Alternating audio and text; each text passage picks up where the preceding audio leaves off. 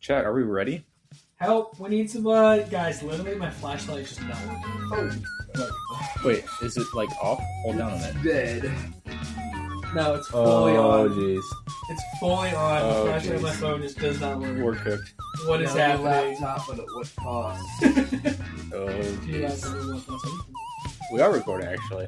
Guys, my phone is dying. It's been on its last leg for about 7 months. Ever since you got a new one after losing it in Uganda. Yeah, exactly. Shout out Uganda. That was Shout Shout out you guys. Hello, everybody, and welcome back to the 2-Minute Warning Podcast. I am Andrew, here as always with JJ and Ben. Guys, we're back. Trying to get back on the weekly grind of the weekly podcast. Guys, it's kind of hard. It's harder than you think, getting in a room every week. It's mainly just hard for JJ. For sure when you have a JJ on your screen. That makes it really Which, okay, let's give him some grace. He's getting Wow. married. He is planning for something very large, but Wow. still, I think you can make time in your week. I make time every week for you fools. Every single week. Well, it looks like Every single week is like, can we do it like earlier? Can we Yeah. do it later? it's. But guys, we've said it's the same day, same time for the last what 6 months, and You've been still. recording I feel for like 6 months. I have. Hang on, back up. We've been recording for like 6 months. Shout out to our Guys. faithful listeners.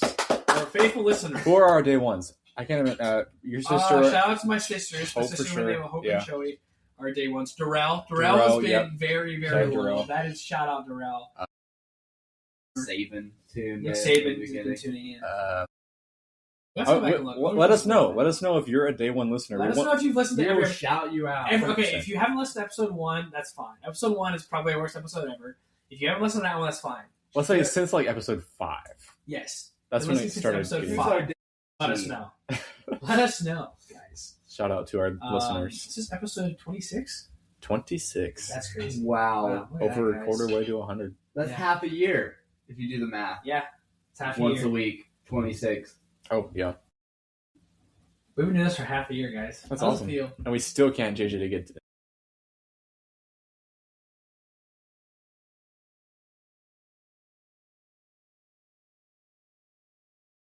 So if you Fiance, go through the yeah. hierarchy, and obviously I want to do the pod, but if you go through the hierarchy of I have to be at this, I have to be at that, the podcast is like I need to be there, but it's not like a requirement, and so thus sometimes it's easy. I think like, it's a requirement.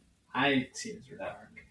sorry. JJ, this is something I- big. If you had a punishment for me, maybe a penalty. The punishment is I would say it's listening to it without you, but you don't listen to it, so I can't really say that. I do listen to it. Oh, okay. You actually? I didn't listen. Yeah, Shout out to our You don't listeners, just- JJ. I had to get through the first like 3 or 4. I didn't listen, and then it sounded all right, and then I was back on it.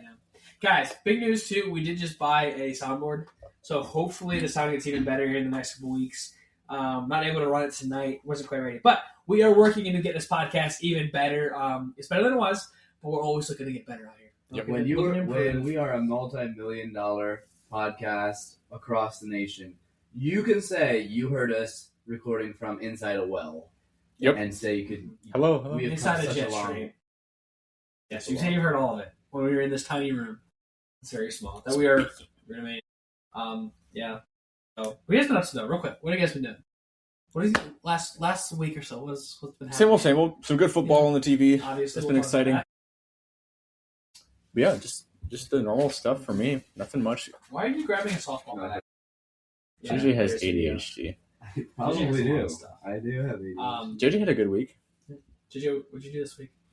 Oh yes, I did buy a truck. It is Tuesday. Yeah, JJ! A vehicle. Your truck.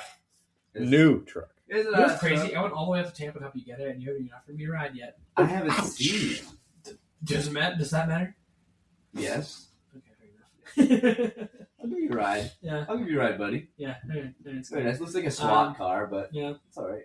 My wife turned 21 last week. Woo! You can drink- Shout out, wife. Well, what? Oh, Sorry. Yeah, she's amazing. I love her. And we're putting together our couch that we bought. We wanted to put that footage in. We should put that footage in the pod. send it to me.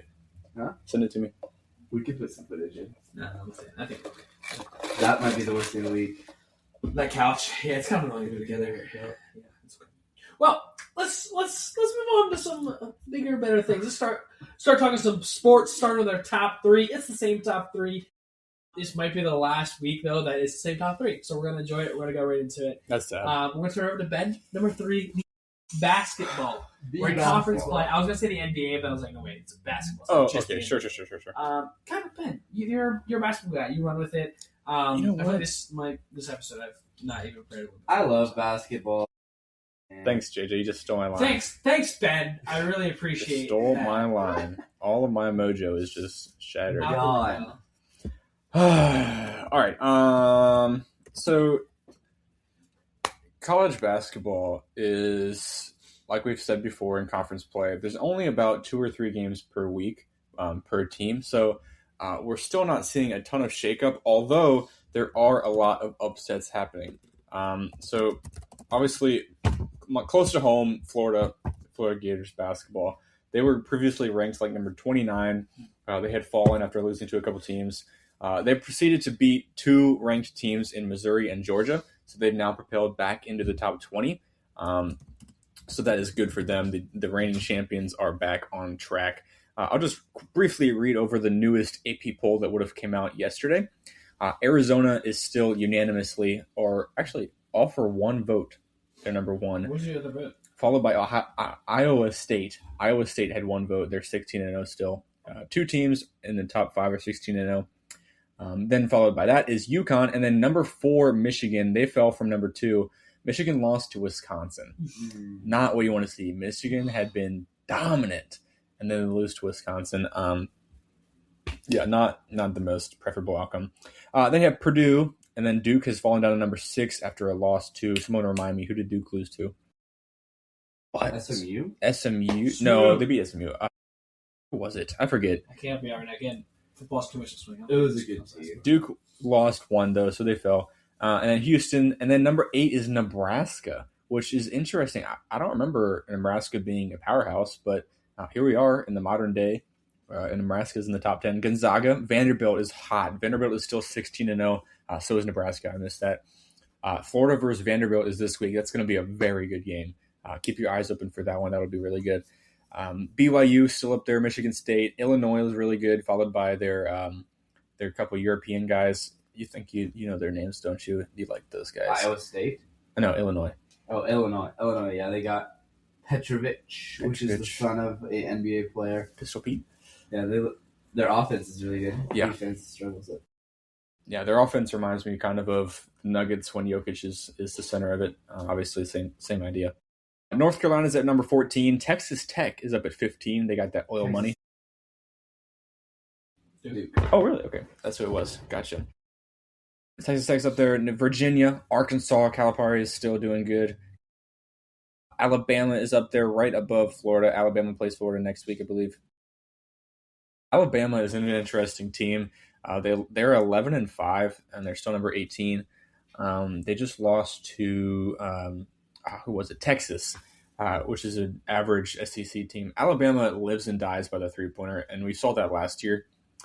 So that's the kind of thing where they'll be really good if they can hit their shots, but will that go far in March?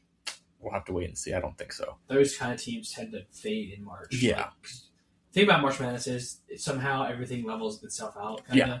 So as soon as you're bound, a 3-point team is bound to have a not great shooting game. Yeah, for sure. Those teams usually don't. Yeah, and we saw it last year. Same idea with Alabama last year. Florida 19, Louisville 20, Georgia 21, Clemson 22, Utah State 23. Why is Utah State ranked? I don't know. I haven't watched them, but they're 14-1. Tennessee 24, Seton Hall 25. So that rounds out the top 25. Beyond that, nothing much is shaking up. I'll just read over a couple of the big games recently that happened. So there was a couple upsets. Let me pull these up real quick. Obviously, I mentioned Texas beat Alabama. That was a big win.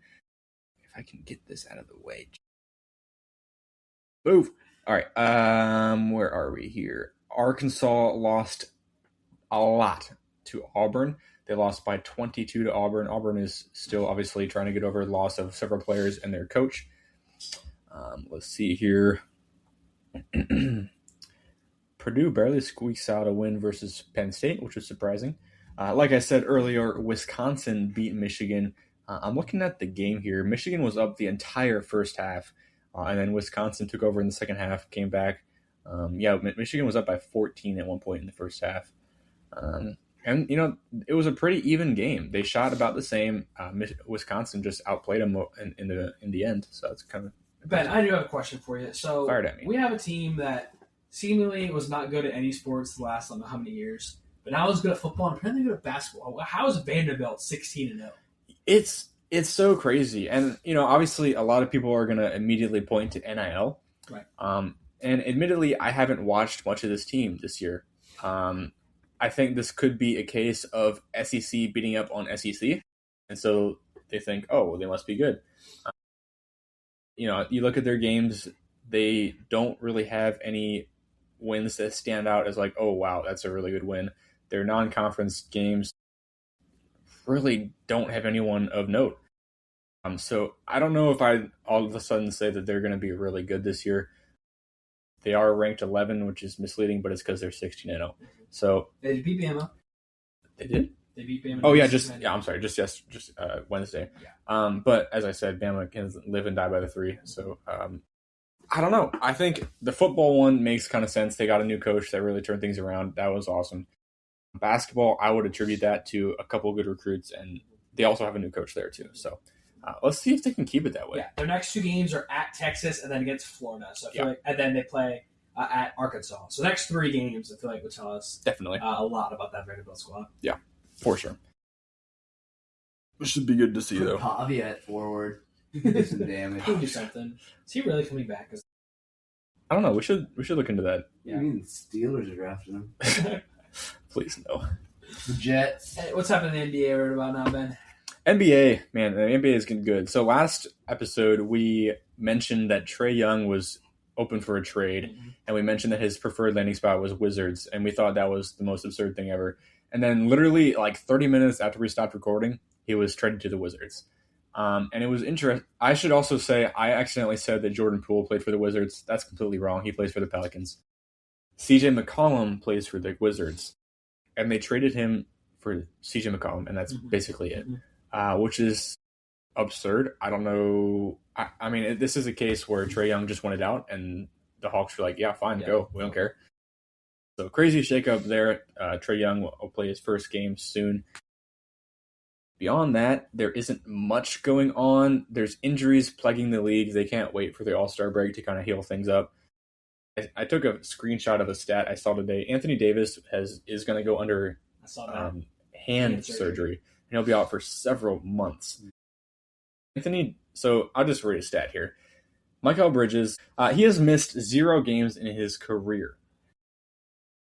Anthony Davis has had 51 unique injuries that have caused him to miss games.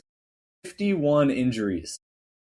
That's a lot. And they're all different. Like, they're all completely different diagnoses of why he's sitting. Anthony Davis is, at this point, like kind of in that same area as Kawhi Leonard. Like, he's okay when he's playing, but he's just been injured so much. It's unfortunate to see, especially for the Mavericks. Obviously, they traded him away, or they traded him for Luka Doncic, as we know, one of the worst trades ever. So that's sad to see. We'll have to see what happens there. And Kawhi are very similar. They both have 1 title. Yeah. Both injury prone. And to be honest, if they didn't have that title, they would be probably synonymous with injuries. Yeah. They got lucky. And Anthony Davis is, you could also say that he was carried in the finals by LeBron.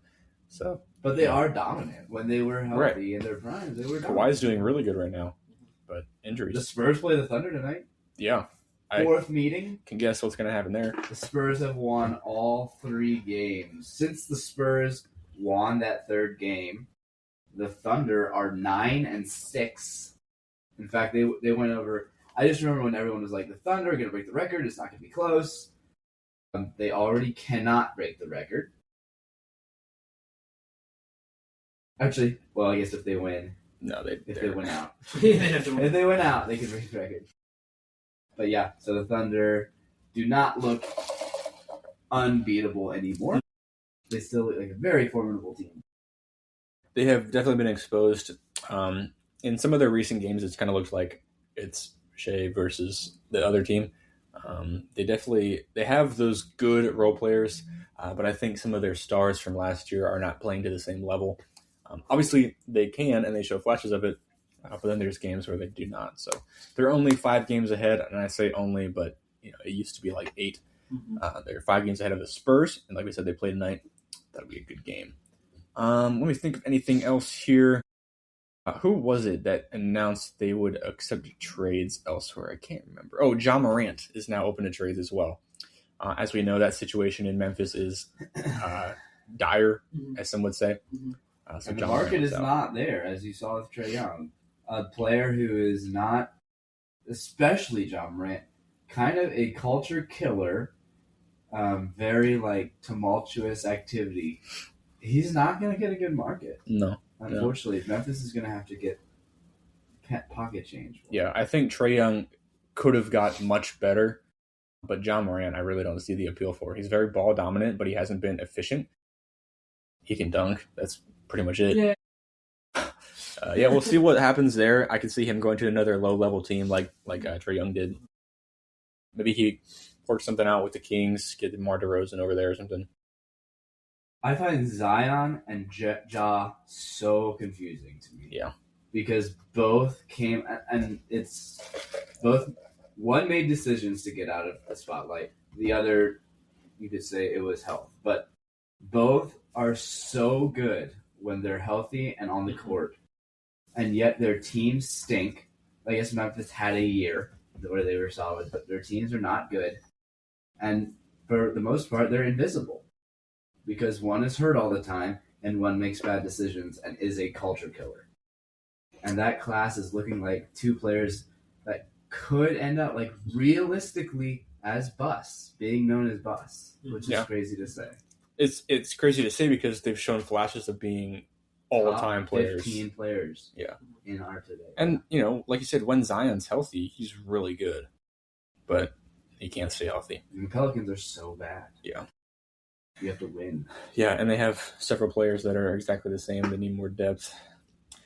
That's kind of the West. The East is pretty much the same. Pistons, Knicks, Celtics are dominating. Like we said last time, the Celtics, how do they do it? Yeah. But they're still doing it. Yeah. They got beat by the Warriors last night, though, so that sucks.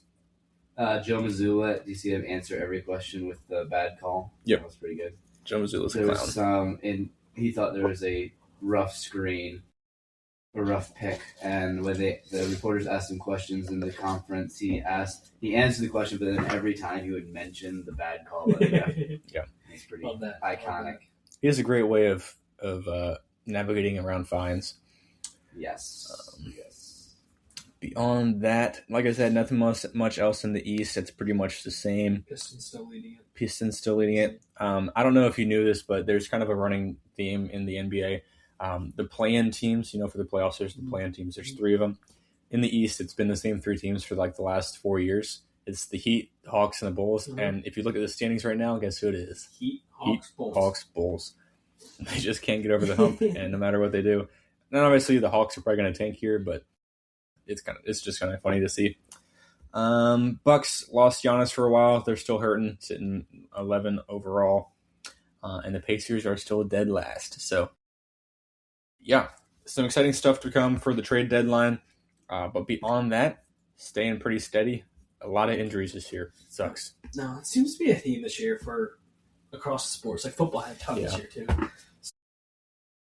Speaking of football, we can move on to number 2 thing. The number 2 thing is the NFL. Can you please stop? My fury.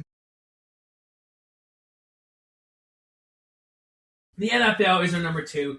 Guys, we had an incredible wild card weekend. I believe the most lead changes in the fourth quarter during a playoff before this playoff was 12. In an entire playoff.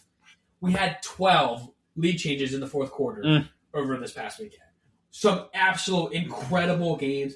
It started on Saturday. The LA Rams defeat the Carolina Panthers 34-31 in an incredible game. Nobody gave the Panthers a chance to win this game. And they almost did. And they almost did. They stayed. It was a close game throughout. It was unlike a comeback either way. The Panthers actually led most of this game. Matthew Stafford led a game-winning drive to beat the Panthers. Just an absolute incredible game all the way around. It felt like whoever had the ball last was going to win this one. And if I'm a Rams fan, I am dreadfully afraid of their defense because that was a poor showing on the defensive side of the ball. As much as I love giving the Panthers credit in this spot, the Panthers' offense is not 31 points good. The Bucs held them to 14 2 weeks ago. They did it twice now against. So I'm starting to assume that the Rams defense. More than half of the games, the winning team was down at the 2-minute warning. Yes. Why? I think the first 3 were that way. In the first 3 games. The first 3. I think weren't the Niners down though. I'm pretty sure the Niners were. I thought they were. Yeah, you're right. Yeah. So all it was 4 of the first games. The first 4 games. You're right. And You're then right. the last 2 were blowouts. But yeah. There's some great games. The Rams obviously they actually led most of the game, and then the fourth quarter it was kind of shifty. But if you look at the total yardages, the Rams had a much better game. But I wish the Panthers could have done it. It would have been fun. But should the Rams be concerned about their defense? Because who do they play next? Bears will be the next. This is the problem with the Rams. Their offense is so good. Yes. Matthew Stafford is playing in a different stratosphere. I would just ask you, when would be the last time a team with such a good offense but no defense went on a run? Because it has been a long time. The last one I can remember would be, but even I was gonna say the 2019 Rams with Jared Goff. They had Aaron Donald, but their defense was good. They because that Super Bowl was a 13-3. 13-3. Yeah. Their defense was not as good as 13-3, I don't think, but No. they played very well. Right. It's very hard to do in the NFL. Again, they got a favorable matchup in this game.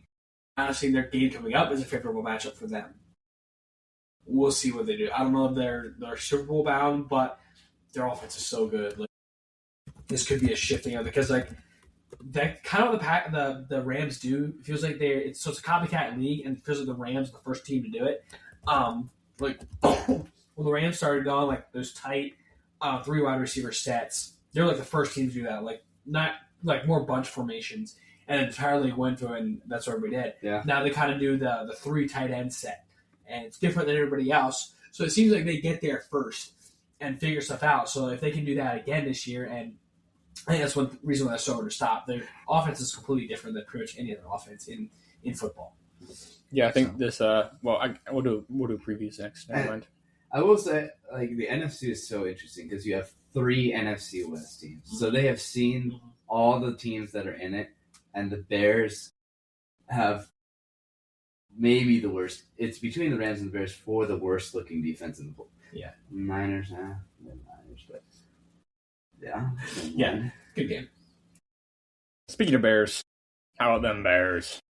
Bears We're down 18 points. Was it in the fourth quarter? No. Yes. They trailed by 18 points. If you take a look at the box score, in the fourth quarter, the Packers put up 6 points. The Bears put up 25. I liked watching the reactions of the Bears fans on Twitter that went to bed at halftime or in the third quarter and woke up like, what? They're down 21-3 at half. Like, the Packers dominated the first half of this game, but it's kind of what the Bears been doing all year. Mm-hmm. I'm not quite to this,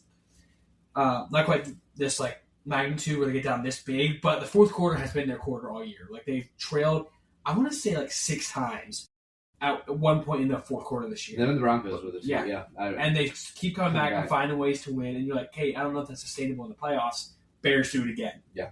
Jordan Love was surgical in the first half. He looked so good. Yep. I was getting Dallas Cowboys a few years ago, flashbacks when they destroyed them. I thought that was where we were going, and the Bears would have another playoff collapse. But yeah, what a game. What a game. What a game. Yeah, Bears coming back was, dude, I don't know if the Bears team is very good. Like, it did a ton of fourth quarter. Caleb Williams does some wild things. Like, he makes horrible plays. And that fourth down throw he made, rolling out to his left, flipping his body, and throwing an absolute dart down the field. And he played another great throw on the third down. He's not a great quarterback. He's been under 50% all year. He was under 50% in this game. He was actually right at 50%. But they're winning games. They're winning games. They find a way to win games. Well, the play calling was very interesting as well because in the first half, I believe Caleb Williams threw like 6 or 7 passes. Mm-hmm. He had 48 at the end of the game. So the first half, Ben Johnson was really, I think it was controlled by the Packers, like time control, but they did not utilize him. In the second half, they were just chucking it because they had to. Yeah, in the fourth quarter, he had 21 pass attempts. That's insane. In the first half, he had 17. Oh. Yeah. Really? But either way. You have it right. It's not quite to the magnitude. But, yeah, what a game. Bears come back and win. He had 8 completions. 8 for 17 for stuff. Yes. Yeah. He was like 50% the entire game, which is what he's been doing all year. Yep. He had the worst completion percentage by any quarterback, I believe, something like that this year, and they have. Here they are. They're on the 6. Crazy. I think it'd be a good game with the Bears, though, rather than the Rams. Like I said, I think the Bears can do it if Caleb Williams plays good. First half he didn't play good. Second half he did, and they won. So we'll see how it goes. Guys, it should have went. Oh my goodness! We talked about going to this game so much. We wanted to. We almost pulled the trigger. We had our fleece at what was it, $200? If they came under that, we were going. Never did, unfortunately, until we would have to drive. No, guys, I literally told you guys, I'm a professional in this. Yes, but 3 tickets. It would have been easy. The tickets were sitting about $250 at midnight. You said, right? Like if we would have started driving at 7 a.m., got to the stadium at 12 o'clock, the tickets would have been down to like $170. I guarantee it. But we missed it. 5 hours. We should have. We missed it. We should have. I would have got my truck, It was an incredible game. The Bills defeat the Jaguars 27-24. Josh Allen gets past a huge road game. It's his first road playoff win. That is insane to say. Josh Allen never won a road playoff game until this past weekend. What a game. And now I'm scared of the Bills. You should be. I tried to tell you. I said if they beat the Jags, they are by far my favorite to win the Super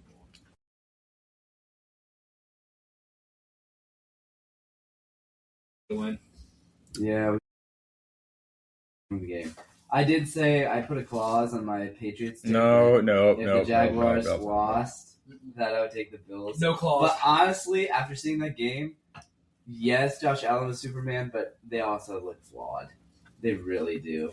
And they didn't prove much to me. And the only thing it proved is the Bills, they can win every game because they have Josh Allen. So I'm definitely more on the train, but I'll still say the Patriots because I'm loyal. Yeah, there you go. I'm stand by my take, and it'll be fun if Andrew and I are going against each other in the championship. That'll be true. Very, very fun.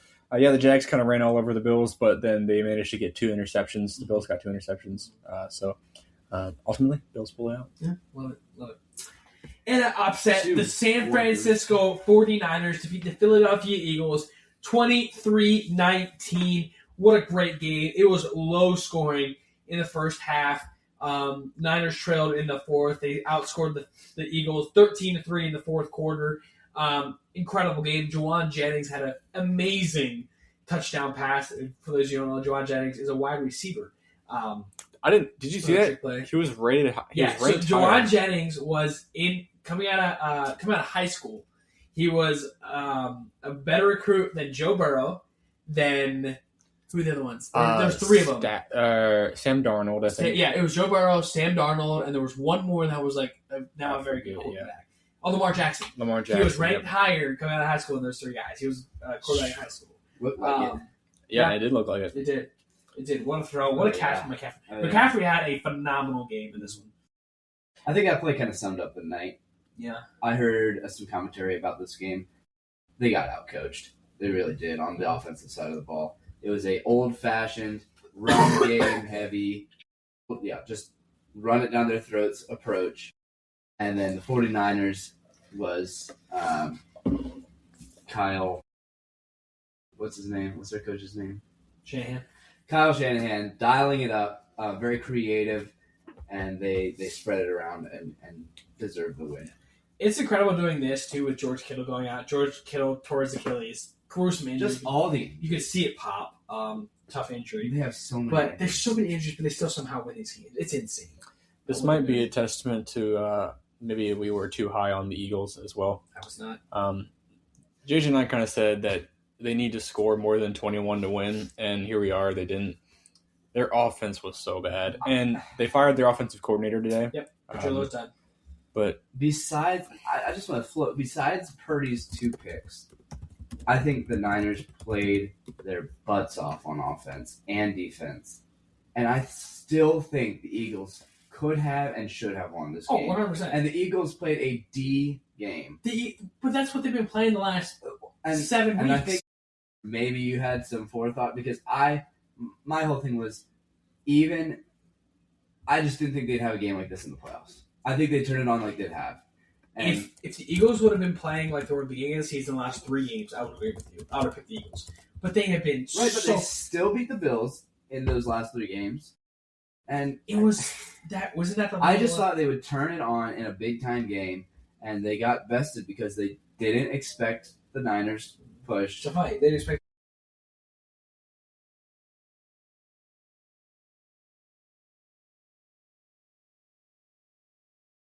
Eagles now have 4 offensive coordinators over the last 5 years, so hopefully they can. AJ Brown's out of here for sure. Oh, dude, he's not coming back. He was yelling at Sirianni during the game. He is a just like John Morant. He's a culture killer. Bad stuff. Or because his quarterback sucks.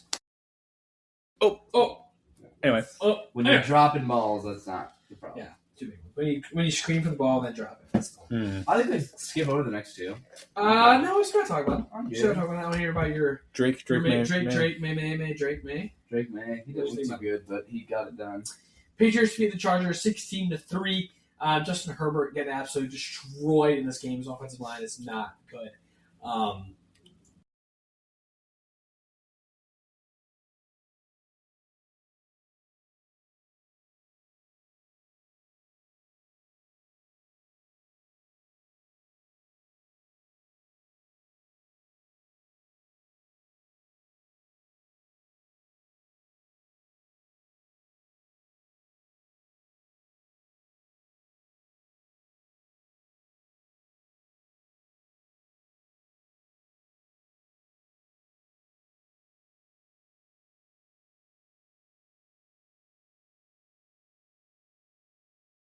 Over much. They got it done.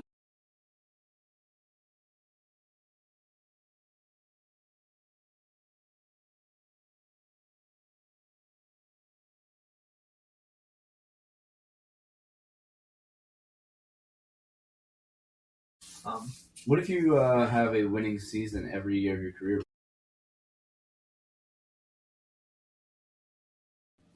maybe the frauds over in Pennsylvania, but that's not the Eagles. Oh! The Eagles? The Pittsburgh Steelers? Oh. Is that what you're talking about? Yikes. That's a sore subject. Houston Texans defeat the Pittsburgh Steelers 30-6. It's 7-6 half. It was 7-6 at half.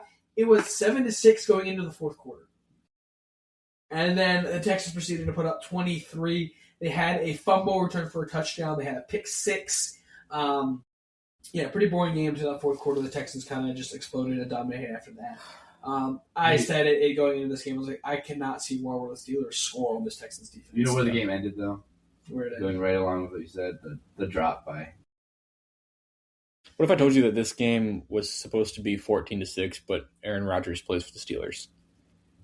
It didn't matter. I think that's more. I don't think it's an Aaron Rodgers story. I just think this is a full Steelers story. It is, but the Steelers' offense is just not good. But if you have a good quarterback, if you have a mobile quarterback who doesn't fumble it and throw interceptions, at least it'll be closer. He'll give him a little more opportunities.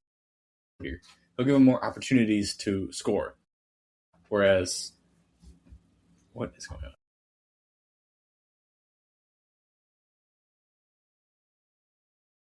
Aaron Rodgers was 17 for 31 or 33, 146 yards, 1 interception, 0 touchdowns.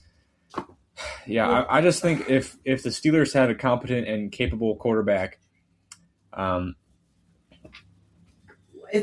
But okay, you put. I know this is kind of ludicrous, but if you put Aaron Rodgers on the Rams, and I've said this before, you put Aaron Rodgers on the Rams with that offensive coordinator, with Sean McVay and that offensive line. I want to see it. Aaron Rodgers has put himself behind two of the worst. Steelers' offensive line isn't that bad. No, it's not. He's put himself in two of the worst offensive positions with the Jets and the Steelers. Steelers had DK Metcalf, and that's it. But you watch the game, and Aaron Rodgers takes 8 steps back in the pocket, doesn't move outside of the pocket, then throws it away and gets called for intentional grounding. It's like every other play. I don't know what he's supposed to do because the Steelers knew what they were getting into, taking an immobile quarterback who can throw dots, but he's not. And the Steelers are the. I feel like they're more of a quick play team. Like get the ball out of it, even without Aaron Rodgers. Like get the ball out of the quarterback's hands, make plays. They don't have the players to make those plays for sure against the Texans. Totally, the Texans are such a good defense; they don't miss tackles. Nobody could get open. So like nobody can get open. They are getting the ball out of Rodgers' hands as fast as possible. And with that defense, they were never ever going to do anything against that. The first drive the second drive looked okay. We got 3 points. Yeah. After that, it was nothing. Again, DK Metcalf had that big drop. He was open. They didn't do it. And then he stopped going. For some reason, Aaron Rodgers stopped going DK Metcalf after that. And without DK Metcalf, they are for sure really bad. Right. Yeah. And this is the same story. Same story, different quarterback. Same coach, different quarterback. Mm-hmm. And we're going to probably talk about it later, but the problem is with Tomlin is he inherited Ben Roethlisberger, and he has never fostered a quarterback to be good besides Roethlisberger. Mm-hmm. Players or coaches like Shanahan, winning with Purdy, with Garoppolo, players like McVay, winning with Goff. Some of these players that are coaches who have taken quarterbacks and like fostered them. Tomlin has not done that at all, and so that's one of the problems he has. We'll talk about it later too.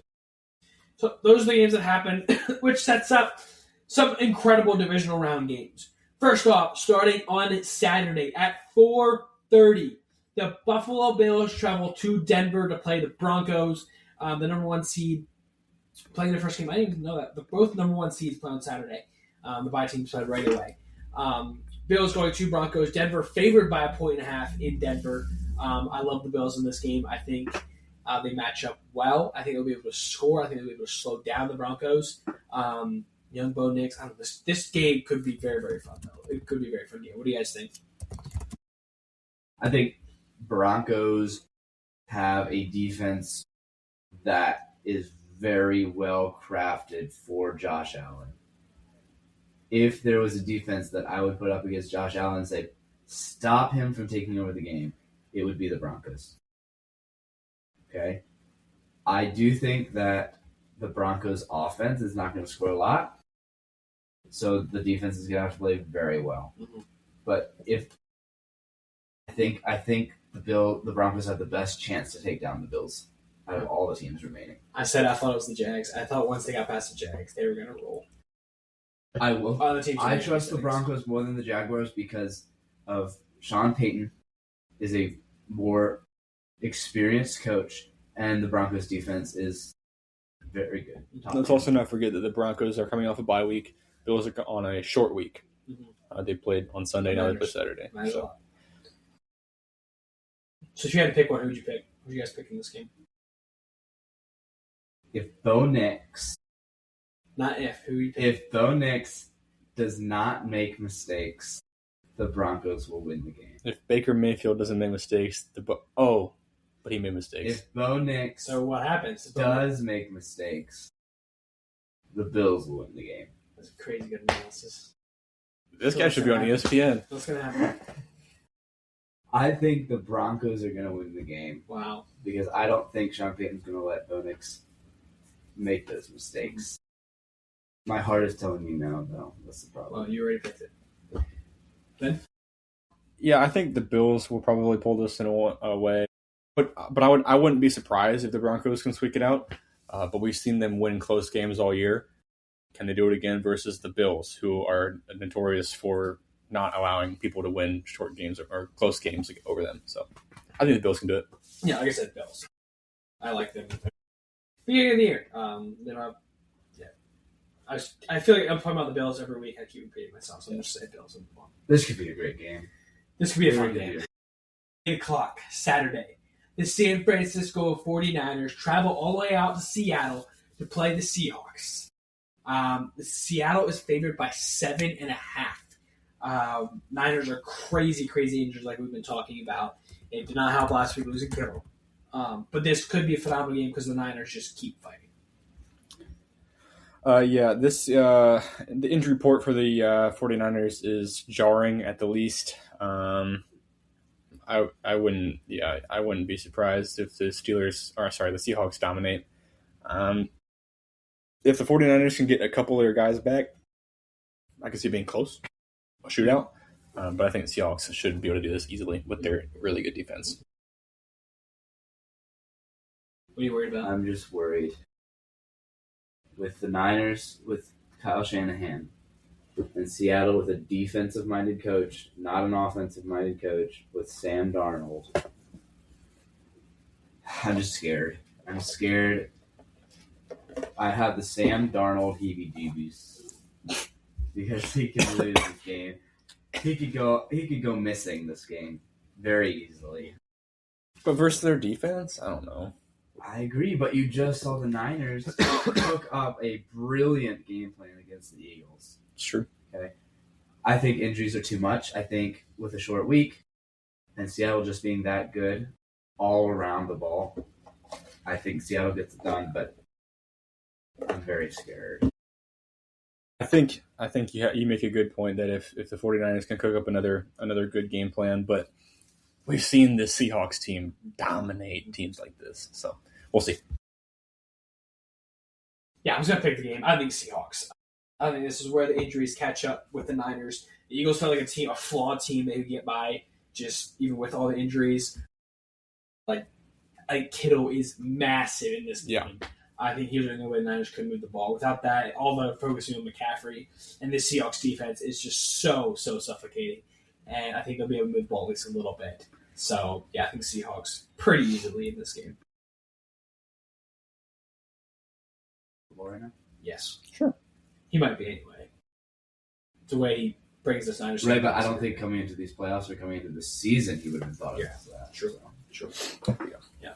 Ben, you pick me in? Yeah, let's not forget that they did play like 2 weeks ago, and the Seahawks barely did squeak out a win. So don't forget that. But Right. I think due to the injuries, I think Seahawks take care of I think that's business. the big thing, too. Yeah. Losing Kittle also just... Yeah. Right. The situation might be so good that Darnold could try to lose the game and they still win. Yeah. I mean, if that was only a couple weeks ago, they won 13-3. So Seahawks unanimously. You got this. Unanimous.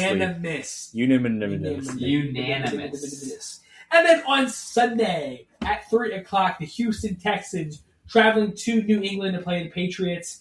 This could be a phenomenal game. Drake May going up against a phenomenal Texans defense. This game is going to be incredible. If Drake May wins this game, he's one of the best quarterbacks in football, which he probably is anyway. But careful. He's the best young quarterback either way. But it's going to be a tough game. Yeah, you said this is going to be a phenomenal game. This could also be an ugly game, I think. Could be a very ugly game. We saw both of these teams. Honestly, ugly game for me, and this one's phenomenal.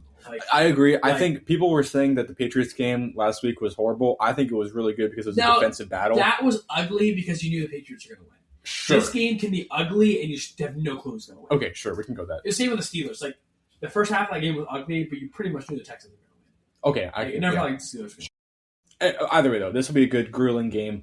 Do we think it'll be a lot of points?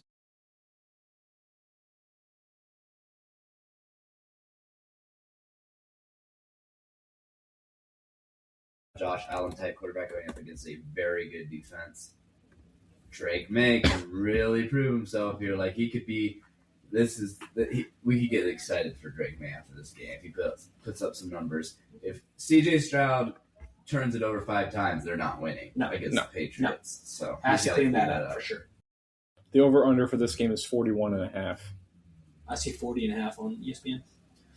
This coaching matchup is great too. Like two very vicious, intense coaches going at it. There's gonna be some great footage on the sidelines. Yeah, definitely.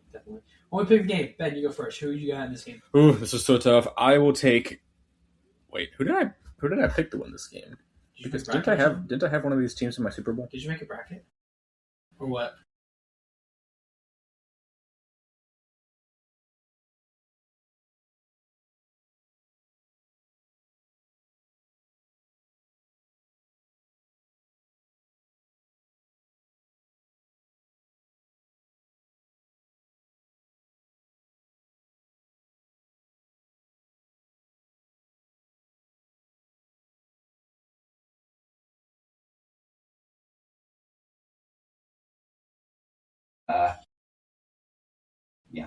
I think there's going to be some questions about CJ Stroud after this game. Going with another loss in the playoffs, kind of not looking too good after Davis Mills going to carry them in the middle of the season. Yes, Patriots get the win. I'm going Texans. I like the Texans in this game. I like the defense. I think this is kind of what I made a bracket come in the playoffs, and I had this matchup, and I had the Texans winning.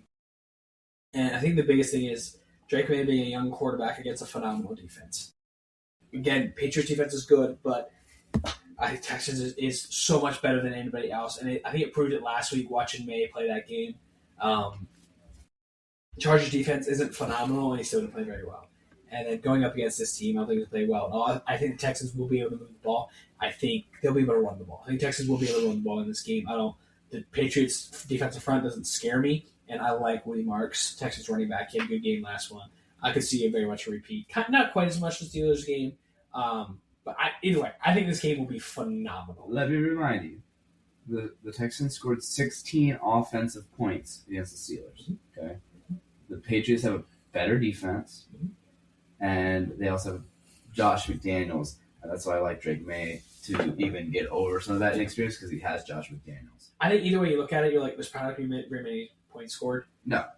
So you're like, it's a toss up. But again, this might be the best.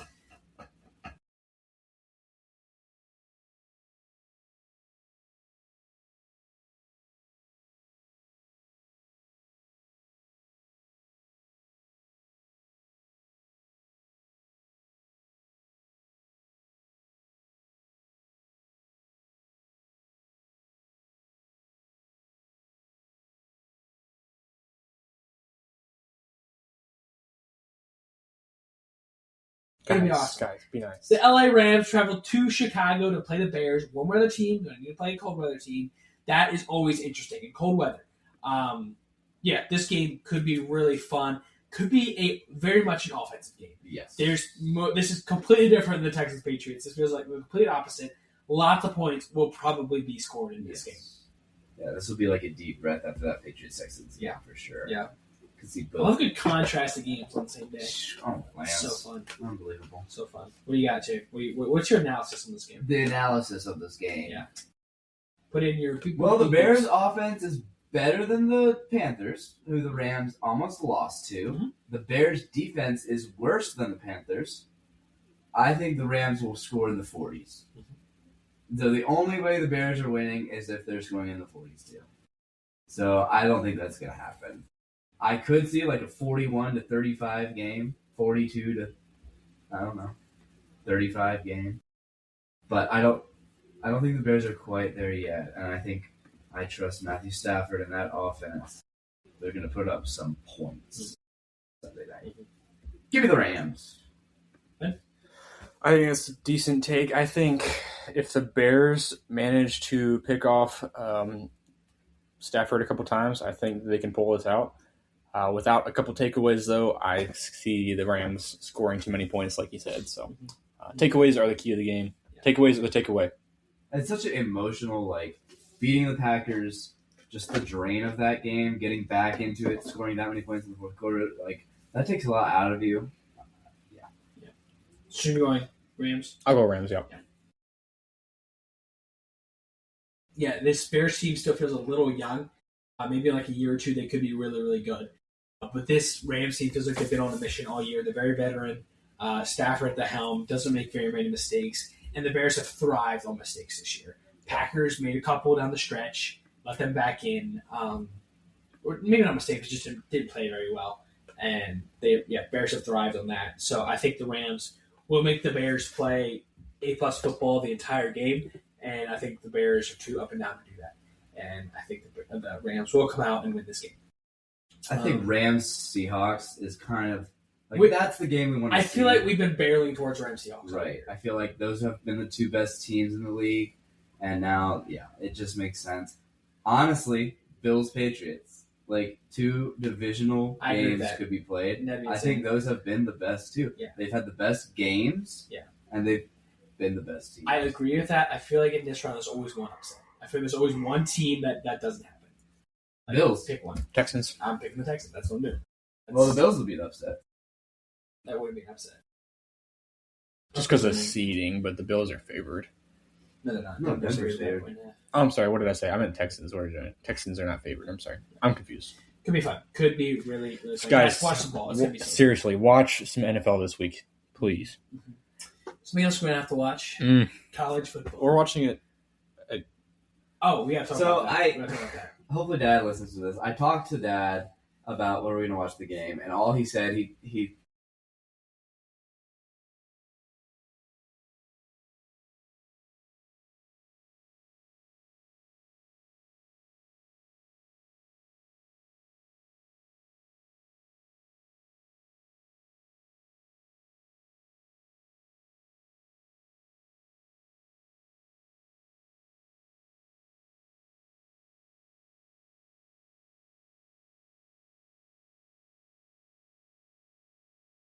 I also know. I don't know. I have it's to. a hard sell for Dad. I have to understand what my dad's going through. When I was watching the game, the Gators game in the championship last year at Daryl's house, I was miserable the entire game.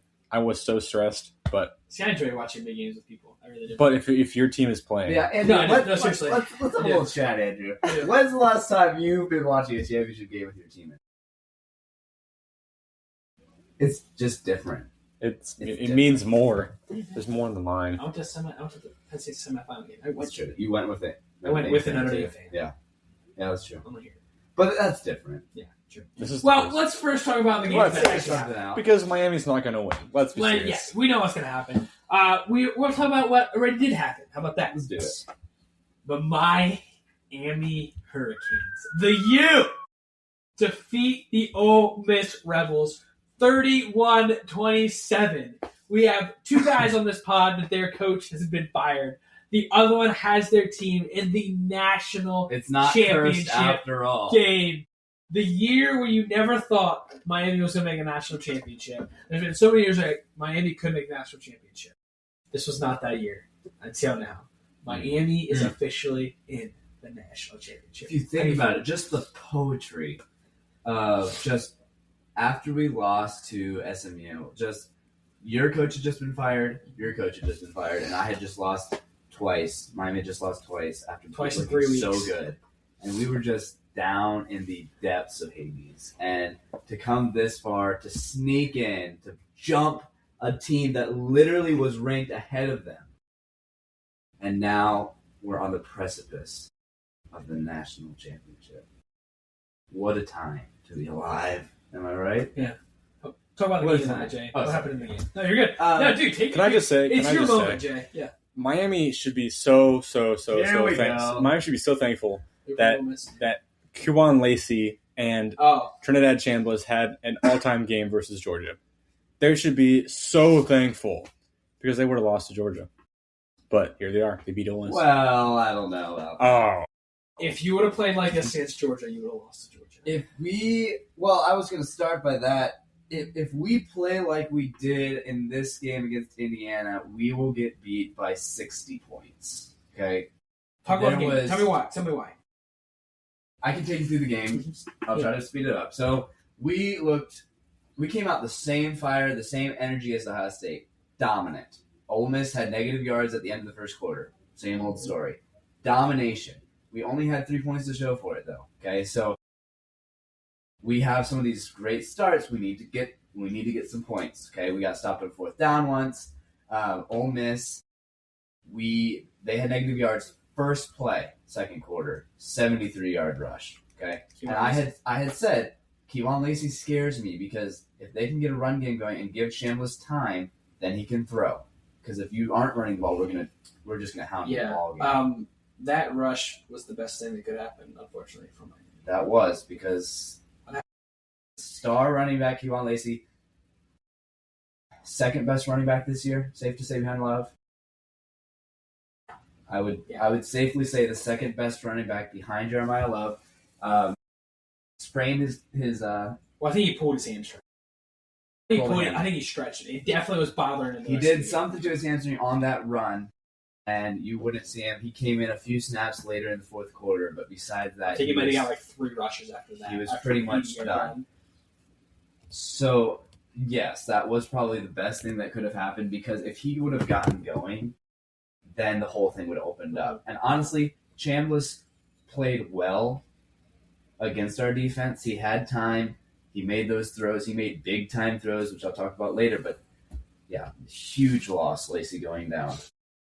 Overall, though, it felt like the better team was going to lose. And yes, my dad and I kept saying the better team is going to lose this game because Miami, they dropped how many interceptions? 4. 4 interceptions right in the hands. They dropped a deep ball that would have been a touchdown. Penalties left and right. Penalties. I believe they had 1 penalty in the Ohio State game. They had 10 in this game. 74 yards. They were trying to lose this game. It came down to say his name. Sid this law. Say his name. This is a game where, of all the slander he has taken, of all the slander I have taken, he played his butt off and just made the play and did it actually like precision, calmness, and why we paid him the money. The last drive he looked good, but besides that, it was whatever. He had a beautiful 50-yard touchdown pass right in the pocket. Yeah, I was saying this entire game, Miami was Miami it up. Yeah. Miami, this was the Miami team we expected in the playoffs. It really was. We expected, yeah. No, I think I did. Like, there's so many people that are like, yeah, you were waiting for the ball to drop. Crystal ball. Like, this crystal ball, like, you're waiting for them to have bad penalties, drop some balls, have a turnover or two, and just, like, not play very well. And that's exactly what they did. They dominated time possession. They had the ball for 41 minutes compared to Ole Miss's 18. They still only won by 4 points. That's because of penalties and everything. So they were Miami up this game, and they found a way to win. Thankfully, Ole Miss made it this far, because I think if you're playing anybody else in the playoffs, maybe outside A&M, you probably Let's give Ole Miss credit. Ole Miss played well. Their offense is spectacular. Their offense is incredible. And another thing that surprised me, too, is I said if you can slow down Mesidor and Bain, you got Ole Miss is a great chance to win this game. And they did. They had what? Did they sack it? Did Mesidor or Bain have any sacks? I think we had one. And, like, the pressures in the game, I think you had, 8 in the 2 games before that? Right. And you had 1 sacks, in this game. Yes. So, like, they slowed them down. And what Miami, yeah, I do have to give my credit to Miami, because they did play, as Miami would play, they still found a way to win. I think it was more likely to play in Ole Miss, because it was a team you could make mistakes on and still beat. But you still got to give credit. Team has. I think this is the mantra of this team. It's like we have tried everything to kind of end our season. You saw it in the regular season. We tried to lose 2 games. We barely make it. We try to lose this game. We barely win it. And I think it's just a little different, though. It is a little different. The maturity, the difference of play. When Beck threw that pick that was tipped, and they went down and kicked a field goal, and then they would kick another field goal to take the lead, 19-17, it felt like we had completely outclassed them in every facet of the game, but because of penalties and turnovers and dropped interceptions, they were going to win this game. Crazy. What about you, Ben? What do you got? What's your analysis? I think JJ said it as well as anyone could. I think that last possession was very impressive to me. Clinical by Miami. Carson Beck looks like a $2 million quarterback, and that's what they needed. He was very composed. He had pressure just about every play, it seemed like. But he made the passes he needed to. And huge third down. Great passes. Huge third down. It's ridiculous, the third down play calls. Third and short is almost automatic for us right now. Yep. It's wild, and we need to keep that up. Carson Beck, he kept throwing over the middle, and I kept closing my eyes, holding my breath, and he just found the man. Yep. It was real impressive. Yeah. And then obviously the last play of the game, the game-winning touchdown. Let's be honest, it was a really bad defense, They left the left side of the field completely Yeah. open, and he just jogged in. That play confused me like crazy because Ole Miss for most of the night had a spy on Beck. Most of the night they had a spy. Which is crazy. Which is wild, but he had been kind of running the last couple games. And then, I'm not sure what happened with this. It did look like, I watched it back, it did look like they kind of had a spy. They did. And he They got did. called out Yeah. in traffic. You can't, but like, you cannot let that happen. Yeah. If you're Ole It Miss. was It was a walking touchdown. Like, you cannot let a walking touchdown. but either But way, again, he made the play. Yeah. Great play. it was electric. Yeah. It was electric. Michael Irvin was right there in the end zone. Do you like Michael Irvin on the sideline? No. Okay. I don't think anybody does. Good. Get him off. I think it's hilarious. I think it's hilarious, but like, it's just. I think he's nuts, but at least he's not on TV or like, I don't know. He's not like a big personality. At least he's with the players. Don't bring it into like social media. Don't bring it if you're on the field, like on the sideline. That's fine. Just don't Stay off of ESPN. Great game. right that to the national championship. Yes. To the next semifinal game. We don't have so much time on it. Indiana defeats Oregon 56-22. Nice. Indiana's going to win the national championship. Let's just focus on this game for now. Indiana put up 56 points on Oregon. Oregon, obviously, the last time they played, it was not near this far apart. Time was 35-7. First quarter was 14-7. But even in the fourth quarter, or in the first quarter, I don't know about you, I kind of knew. Yeah. Indiana looked dominant. They did whatever they wanted to Dante do. Moore threw a pick six First on play the of the first game. play. After that, you feel like it was over. Even though Oregon did go down, they scored a touchdown on the next drive.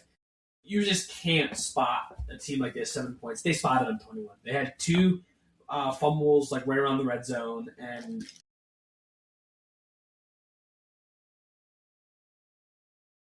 in this Indiana team, Indiana's so good. really good at capitalizing, Mhm. and they did that the entire game. 56 points on Oregon defense. Like I said, incredible. What else can you say? I mean, they dominated. Surgical. Yeah. Surgical. And you look at the stats. Total yards was about the same. Oregon actually had more yards than them. Time of possession, about the same. First downs, Oregon had more again. But then you look at the turnovers, 3-0, and that's what it was. You are helping Indiana. Yes, Indiana does. I think Okay, I said last week they feel like that LSU team from a couple years ago. They're so dominant. Mhm. Like you don't see how anybody again. They're not LSU. They're not 2019 LSU, but they're coached insanely well. They do everything so perfect. Like they make zero mistakes. Like they do not make mistakes. You just go like they take what they don't try to make any special plays. They take exactly what the defense gives. Like Mendoza only threw 177 yards, but I think what the cherry on top was the touchdown to Charlie Becker. Like they hadn't taken any shots. They weren't doing anything crazy, and then they get a one-on-one. They get a one-on-one. He puts something. Mendoza puts it in the only spot he could go get it. He times it perfectly, goes up and like makes a tough catch look very simple, like very mundane. Like they're so good, it is unbelievable. Mm-hmm. Like everything they do, and you spot a perfect team, 21 points. You're going to come in close to winning. Yeah. Like you have to play. Like we said, Oregon had to play their A++ game to win this one. They played probably their C- game. Or they just played the best team since 2019 LSU.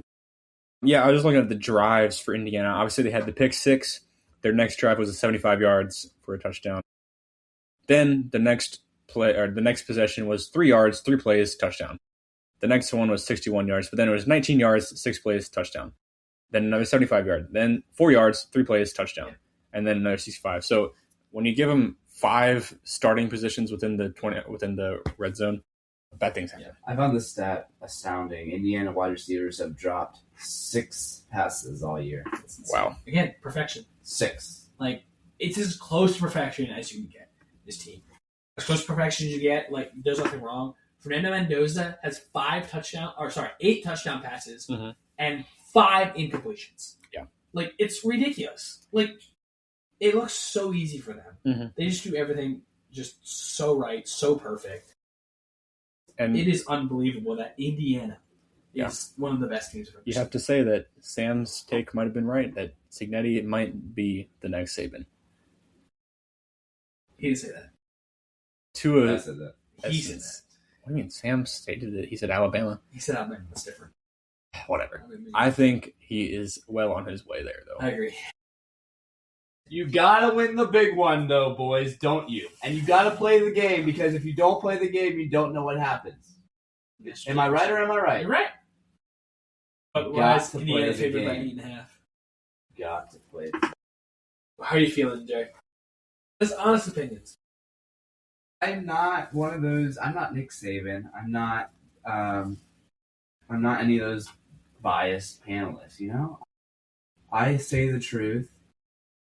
I'm just gonna win. I do want to just share some quick stats, or maybe I should say my prediction first.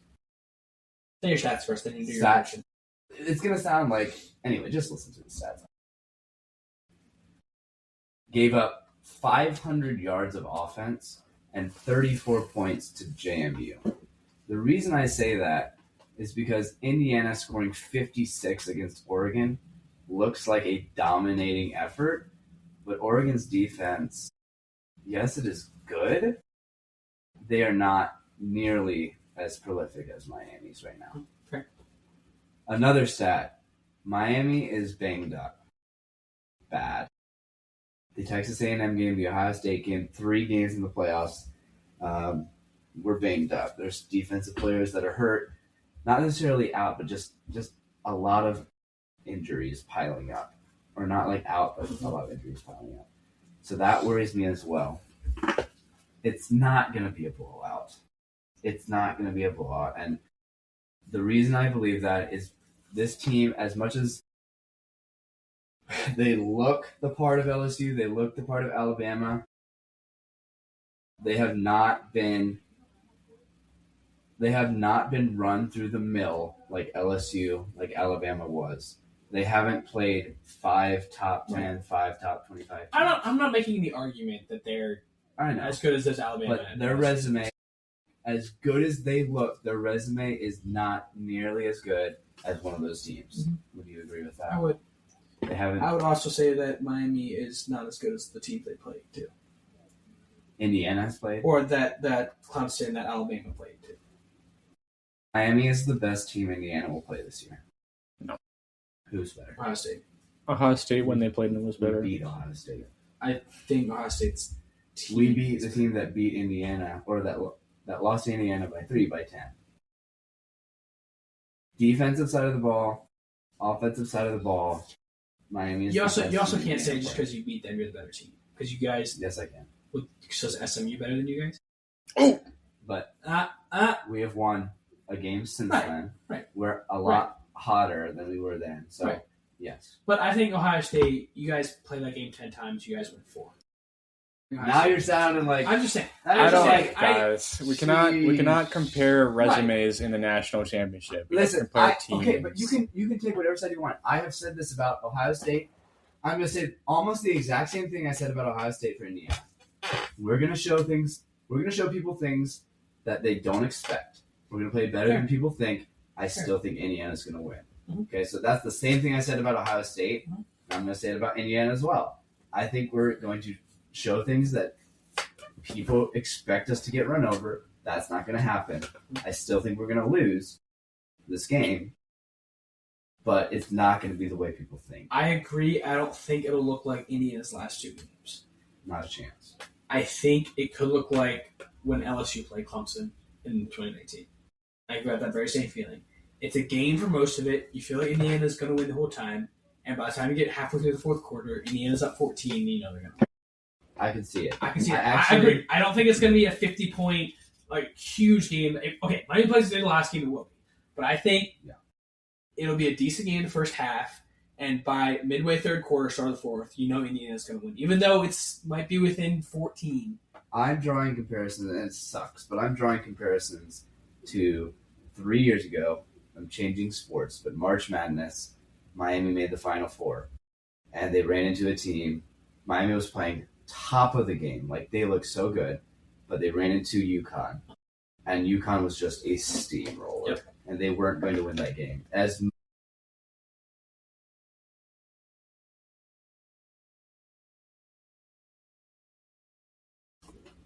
don't have much to say. I think Indiana wins, and I think they cover. I think they cover. I think they win could by see. around 14. I could see it being 35-14. I'm just saying me. I'm just saying me. I'm seeing the way that these teams have played, the way that Miami's defense is pretty battered, and Fernando Mendoza is surgical with the passing. I could see him dicing them up. I would caution you with giving Indiana a lot of points because Miami and Ohio State, but Miami chew the clock like crazy. The over-under is 47.5. I would not think they go over that. They're not going to be able to run the ball against the last couple of years. Right. Indiana is the best front they will face. We're the best offensive line Indiana's face. I agree with that. Did you look at the average weights? But that's been Indiana has proved that wrong. It does play a factor. Like yes, our weight, right. I think we average 100 pounds more. Yeah. It's ridiculous. So you can't lie to yourself and say that's not going to play some part. But Indiana has proved us wrong. So yeah. Again, I think that goes back to coaching. If they're coached, so they might not. Yeah, they're not going to run you over, but their gap integrity is so good. I'm so intrigued. I can't wait to see So I'm going to watch it with you. Because I have to watch it. I know how good. Just saying, I'm watching it with you. I want to see your reaction to this game. I know how good our offensive line is, and I know. I just can't wait to do that. I feel like both of these are still unproven, even though they've been. You've just said it. Maybe their schedule isn't as good as they think. They played Alabama, probably the worst team besides JMU in the playoffs. No, and they played Oregon, who gave up 34 to JMU. Okay, the JMU game is completely a fraud. Don't even think about that game. They had their second team. If you get scored on by JMU, they had their subs in the entire second half. Let's not think about that. But I think it's more of who Indiana has played and more how they've looked. Yeah. Like I said last week, you can tell they're just different. Okay, I don't care who they're playing. I don't think it's different. Let me ask you this: if Miami comes out and their lines are dominating, are you going to be surprised? Yes. Really? Really? Yes. See, I won't be surprised. I won't be surprised about the defense. I would be surprised if the offense dominates. If they come out and are pushing them around and Fletcher is having massive holes to run through. Okay, well, I don't know about that, but if they're controlling the lines, I would not be surprised at all. Interesting. Indiana's defensive line has looked really good. No, it's going to be I want to say it's going to be phenomenal. It's a very intriguing watch. I think it's going to be It's very much going to cover the spread by 1 point. I think it'll be 26-17. That doesn't cover the spread. It's 8.5 now.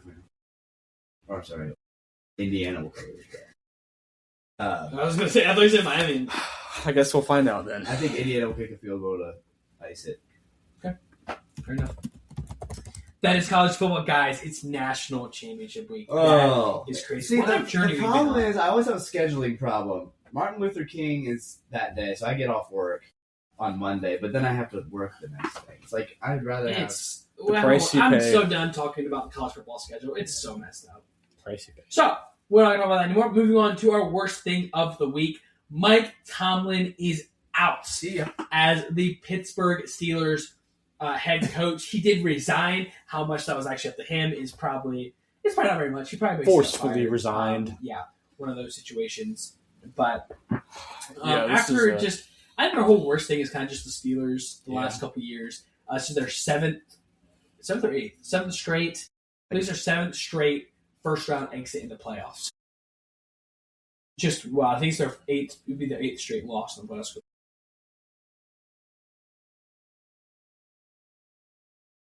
You thought the defense would be good this year. It was decent. You thought Aaron Rodgers could get them a playoff win or two. But there's just been the same team over and over again. So it was time for a change. It was time for Tomlin to go. Yeah, and listening to the Steelers fans, I was talking to Kendall today. Shout out Kendall. They were just tired of it. They were tired of it. They know that Tomlin is a good coach, but you can't just do this every single year. Every single year. You tease them all year, you make it to the playoffs, and you lose right away. You just can't do it. So you know what? It's a mutual. Fans agree. Like, we love you, but bye.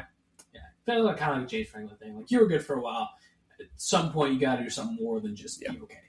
Yeah. And he wasn't. So, do you have anything to say about Mike Tomlin in Pittsburgh? No, that's right. That's correct for sure. Like, there's a time when you have to go for the goal, and I heard great commentary. It's like Mike Tomlin was so good of a coach that he got bad teams to the playoffs, and then they would get exposed in the playoffs. But the thing is, he could never get high draft picks because he always had winning seasons, and so they never had a chance to like rebuild.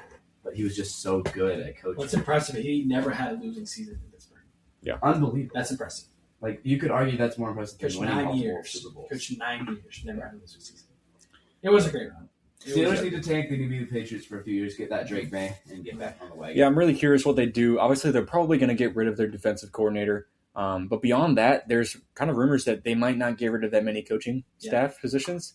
They just want Tomlin gone, and that They're going to defensive probably coordinator. get the team, though. Rodgers is gone. The team, yeah. I'd say TJ Watt, they're going to trade, get some value for him. Jalen Ramsey, those kind of players. Ship them out. Yeah. Some Tank draft the year. picks. Yeah. People are saying, because Tomlin's going to get hired somewhere, obviously. They're saying he should go to the Ravens. That'd be interesting. Was it their GM that was excited about that in the press conference? I think it's a great fit. I think we get I think it is. Lamar Jackson would get along well with him. Because he's more of a running back than a quarterback. We know Tomlin can't develop quarterbacks. So. That's right. That's right. I do know the Steelers own his rights or something for the next 2 years, so that probably wouldn't happen. But Yeah. Either way. Two very good tenured coaches out there in the world. Just a little bit of transfer portal talk. A couple of QBs, one of the big space. Sam Levitt transferred to LSU, and Dylan Raiola. Do you know where Dylan Raiola went? Oregon. But I guess that means Dante Morrison for sure. interesting. He had year eligibility left. People were saying he might come back, but that probably ends the career in college. Because Oregon won't be doing anything next year. No. Yeah, I'm curious. Didn't he have like a season-ending leg injury? Is he even going to be healthy? Raiola did. Yeah, I think he'll be back by the time next year. I'm not sure. I don't know why Oregon took him. I thought they could be much better than Raiola. Definitely. But we keep talking about this, but didn't we have a hot take be sent in? We did, yeah. We have a couple. Let's go. Yeah, I'm ready. Miami also. We'll keep talking. No, that's Miami is trying to get Ty Simpson to stay in college and play for Miami. They've done it the last two quarterbacks. They got Cam Ward. That's right. Cam Ward declared for the draft. Came back, played for Miami. And Carson Beck declared for the draft. He's played in a stinking hole that is Alabama, so I'm sure he would love to get to a better situation in Miami. So we'll welcome you. Come on down. Stay a while. Yeah. Did you want to briefly talk about some of the PGA stuff? Today, Brooks Koepka stepped down from the LIV. There's a lot of guys leaving the LIV. Do you have any thoughts on So LIV is the last little bit. They're kind of changing what they're all about. So within the last year, I'm sure exactly when they disallowed shorts. They get to wear pants now. Mm-hmm. That was kind of one of the big things. which More is casual, yeah. more. It's not that big of a deal, but like just kind of the whole calling card. Like it's more casual, just have fun. Like the whole, and then the holes changed. More holes now again. So it feels like what LIV started out to be was kind of fun. More like just have a good time, and the more it goes, they're like, okay, this PGA thing is kind of cool. Yeah. Like they're trying to more and more copy the PGA, and guys are just like, well, fine, I'm just not Go gonna back do to it. the PGA. Yeah, like I'm gonna go where. Yeah. I think more and more people expected it, maybe merge a little bit, or more people go over to LIV. It feels like pretty much everybody has just left LIV and is watching the PGA. Yeah. There's also a number of guys that have retired in general. They just went over there to get their bag and then retire. Yeah. That seems what a little more LIV is guys that are washed up, not going to be very good anymore. You get a bag and then you're done. Yeah. Koepka was a guy that was, I don't want to say the prime of his career, but he's a very good golfer and was considered one of the best in the world when he went over to LIV. And so maybe being able to see him come back from the PGA would be fun. But you also have notable names that have declined leaving LIV. Bryson DeChambeau, John Rahm, and Cam Smith all declined. So you have a little bit of both nowadays. Yeah.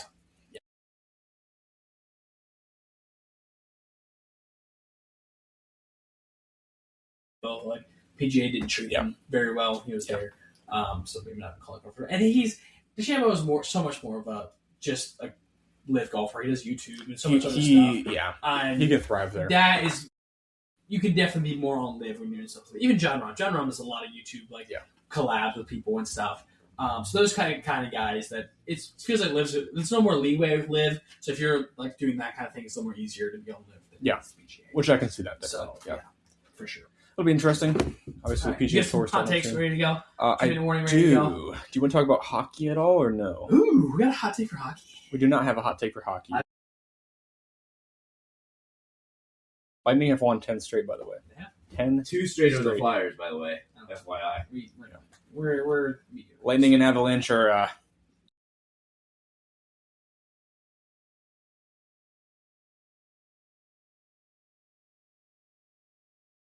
hot take. You got it ready to go? We have- 2-minute warning ready to go then? we do. We have 2 takes, both by our friend Kendall. They're not like hot takes, but they're great conversation starters, and we should definitely take them seriously. We've kind of already talked about them a little bit, but we can definitely go over them again and give our thoughts. Do you want to do both, or should we do one this time? We can do both. I think it'll be easy enough. Okay. We try to do 1 minute for each. The first one. I'll read it. I'll read the first one. Who's doing one? I'll do the first one. I'll take a minute for the first one. Yeah. Stop the timer. Yep. And then read the second one. Let's do that. Well, read it first. And Yes. Then start the timer. All right. For you, I want to do this. Josh Allen not coming away with the Super Bowl this year would be a complete failure. Go. That is 100% correct, Kendall. You nailed it. Said that at the beginning of the year. I said if he get past Patrick Mahomes, he will win the Super Bowl. Yep. Patrick Mahomes isn't there. The first round against the Jags, he slayed one already. It was a road playoff game. He won. Now he's going to Denver, a team that, like JJ said, matches up very well with them. But he has been here before. This is Bo Nix's second year in the playoffs, which is okay, but he has not played a game like this yet. Josh Allen has been here before. He's played this game many, many times. He hasn't won this game from us, but because he's played against the Chiefs almost every time in this scenario.